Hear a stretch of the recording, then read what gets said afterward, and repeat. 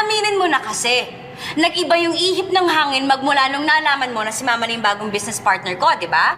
O sige. Oo, naiinis ako. Nagseselos ka. Naiingit ako! O di lumabas din yung totoo. But it's not what you're thinking. Naiingit ako kasi kayong dalawa yung magkaibigan. Ako ano? Eksupwera ako. Nawalan ako ng kaibiganan mo kung bakit. Dahil nag-iba ka. Nagbago ka! Nagbago ako kasi yun ang gusto mo, di ba?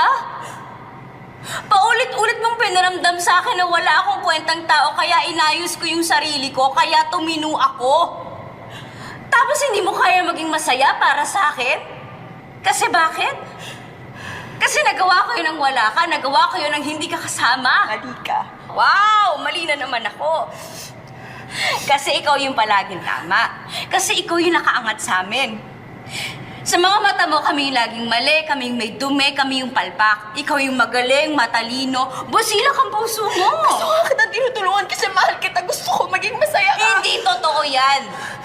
Ginagawa mo yan para sa sarili mo nang sa ganon bida ka.